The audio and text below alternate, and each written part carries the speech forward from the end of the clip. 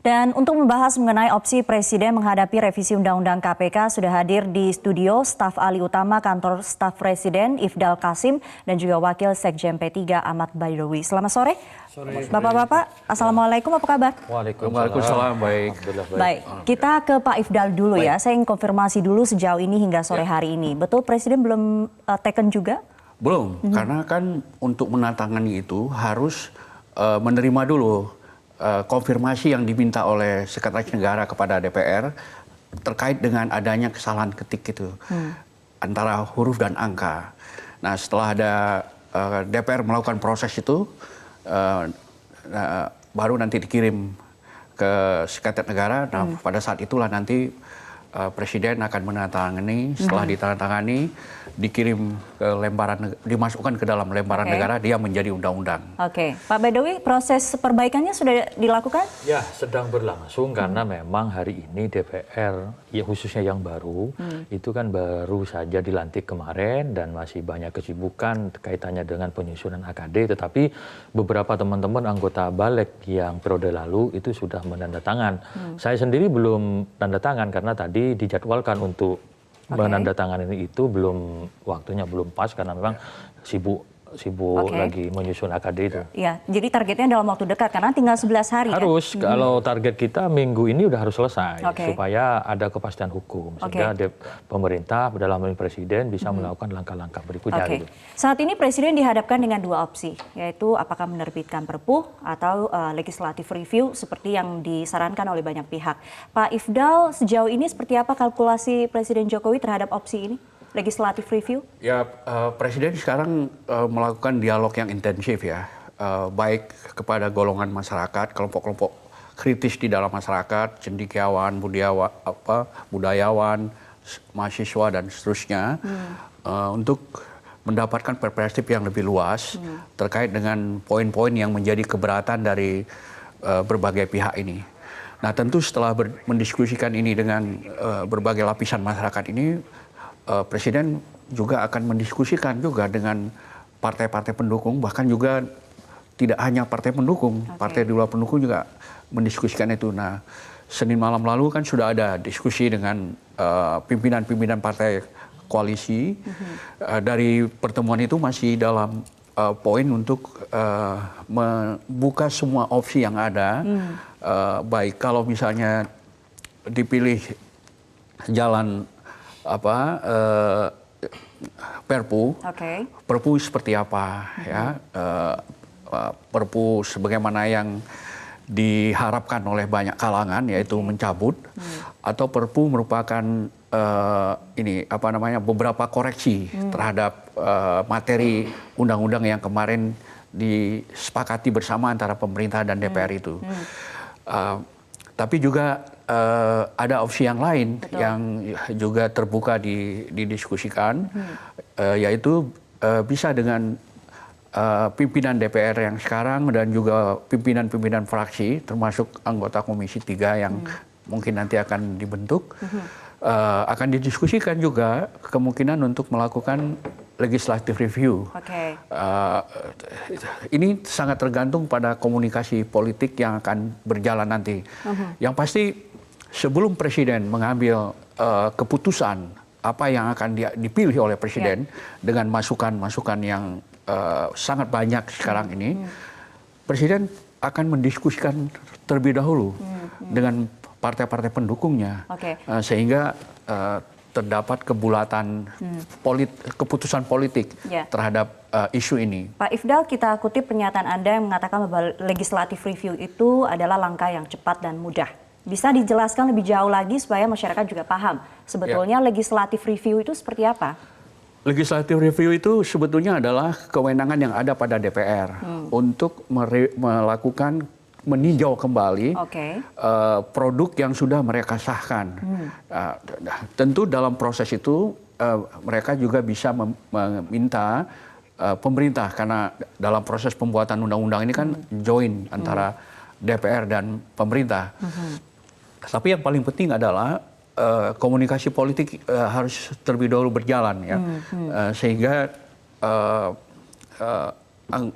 komisi yang bertanggung jawab dalam melakukan review ini akan menyerahkan itu nanti kepada paripurna untuk mengesahkan apakah langkah legislative review ini bisa diambil atau tidak.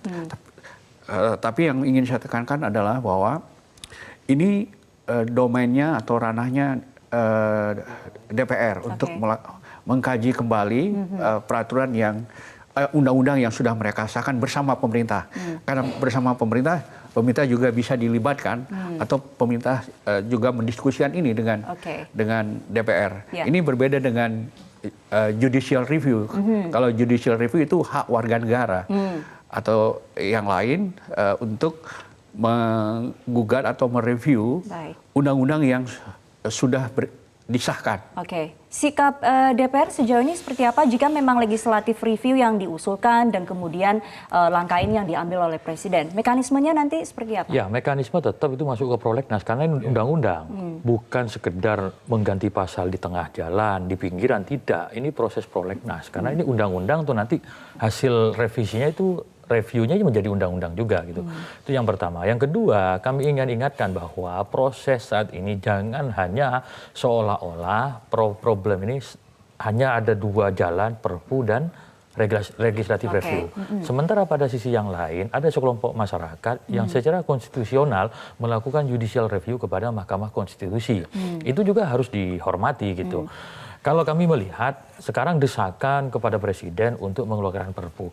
Menerbitkan Perpu itu kan ada prasyaratnya, yaitu ada kegentingan yang memaksa.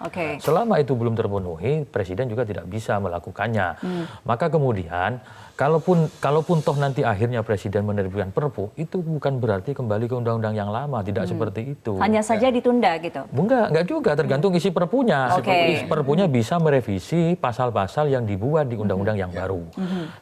Ini masih panjang kalau Perpu. Kenapa? Ketika Presiden menerbitkan Perpu, saat itu memang Perpu itu berlaku. Tapi butuh sikap dari DPR pada masa sidang berikutnya. Apakah DPR menerima atau DPR menolak? Kalau DPR menerima, maka Perpu itu menjadi undang-undang. Kalau DPR menolak, Perpu itu batal, maka undang-undang yang baru disahkan kemarin itu yang dijadikan pedoman. Ya, kalau kita lihat parameter yang ditetapkan oleh MK bahwa harus ada kegentingan untuk bisa mengeluarkan Perpu itu. Anda lihat demo belakangan ini apakah cukup genting untuk bisa mengeluarkan Perpu? Ya begini, demo itu harus dimaknai sebagai bagian dinamika demokrasi gitu. Soal seseorang atau kelompok masyarakat tidak sepakat dengan suatu ketentuan perundang-undang itu biasa saja, sesuatu yang normal. Bahkan hampir semua produk perundang-undangan itu selalu menimbulkan pro dan kontra. Karena tidak mungkin sebuah produk perundang-undangan disahkan oleh DPR bersama pemerintah itu disetujui oleh sekitar 250 juta penduduk Indonesia, itu hampir nggak mungkin. Pasti ada menimbulkan pro dan kontra. Nah, terkait dengan kegentingan yang memaksa itu Presiden sudah pasti tahu takarannya itu sampai mana yang dimaksud dengan kegentingan yang memaksa. Toh sebelumnya misalkan bagaimana ketika Presiden mengeluarkan Perpu Ormas. Karena apa? Kegentingan yang memaksa, ada NKRI yang dirongrong, ada sekelompok orang, sekelompok masyarakat yang mencoba mendirikan sistem negara di luar Pancasila gitu. Itu ya kegentingan yang sangat memaksa sehingga diterbitkanlah Perpu Ormas. Dan kemudian itu sah menjadi Undang-Undang Ormas setelah disetujui oleh DPR. Gitu. Baik, tadi si Pak Baidowi sudah mengatakan bahwa sebetulnya ada 3 opsi. Kita nggak bisa bilang hanya ada Perpu dan juga legislative review, tapi juga ada judicial review. Tapi Anda katakan yang mungkin paling tidak beresiko adalah legislative review. Nanti kita akan bahas lebih lagi kenapa ini lebih ideal gitu ya. Kita akan kembali usai jeda hasil revisi. Pak Ifdal, kalau dari masukan tim ahli, lebih ke legislative review atau seperti apa?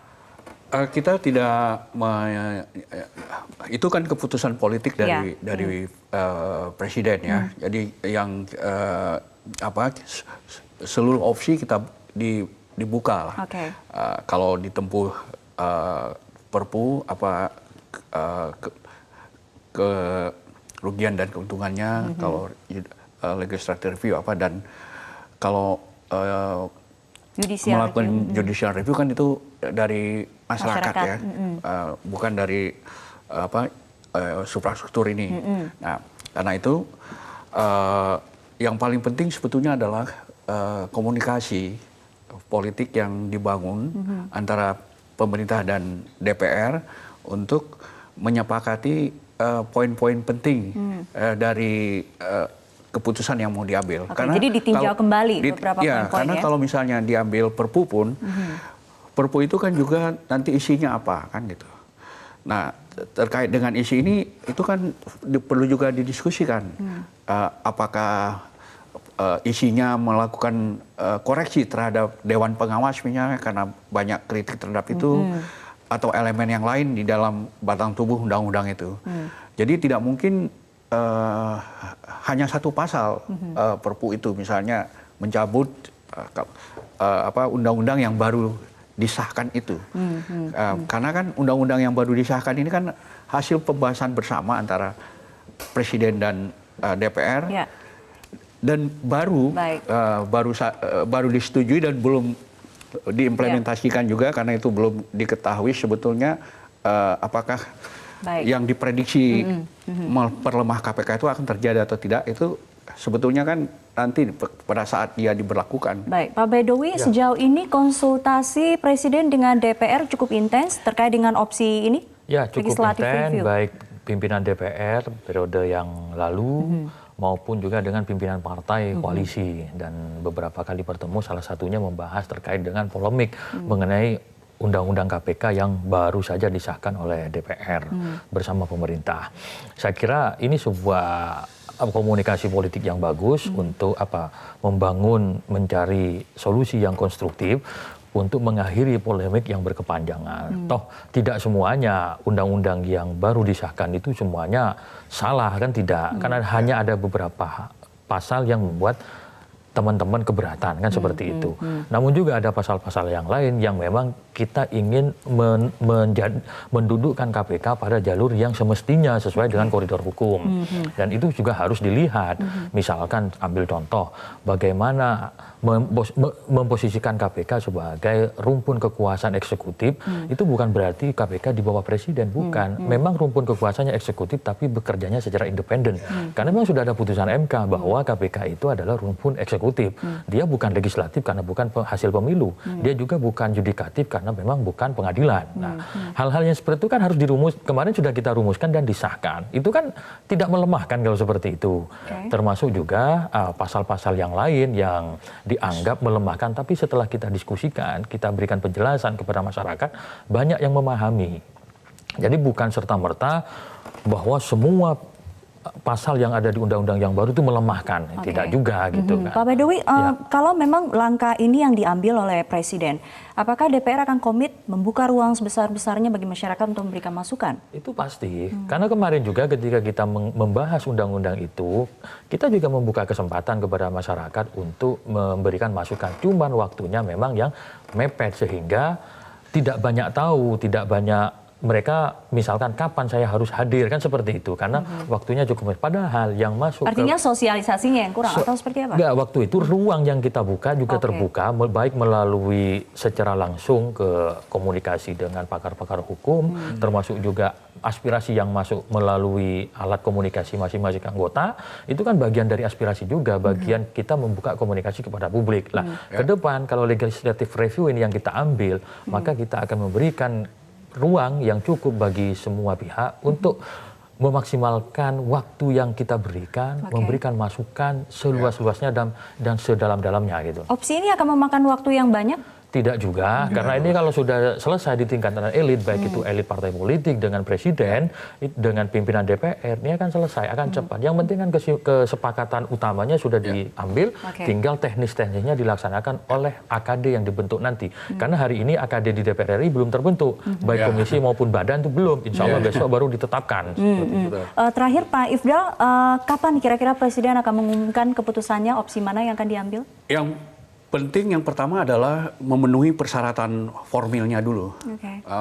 Persyaratan formil itu apa? Yaitu undang-undang ini setelah hasil konfirmasi itu ditandatangani oleh anggota DPR dan dikembalikan kepada Sekretaris Kabinet, kemudian diserahkan kepada Presiden untuk ditandatangani. Setelah ditandatangani dikirim ke lembaran negara, masuk di dalam lembaran negara, nah itu kemudian sah menjadi undang-undang. Jadi persyaratan formilnya terpenuhi. Nah, karena yang mau diganti kan undang-undang, bukan ininya draft undang-undang.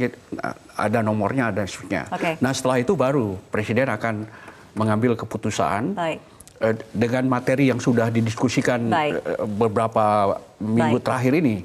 Nah, itu nanti dia akan mengundang pimpinan-pimpinan partai untuk mengambil keputusan itu. Baik, terima kasih Pak Ifdal Kasim, tenaga ahli utama kantor staf Presiden, dan juga Pak Ahmad Baidowi, Wasekjen P3 sudah hadir di Prime Time News.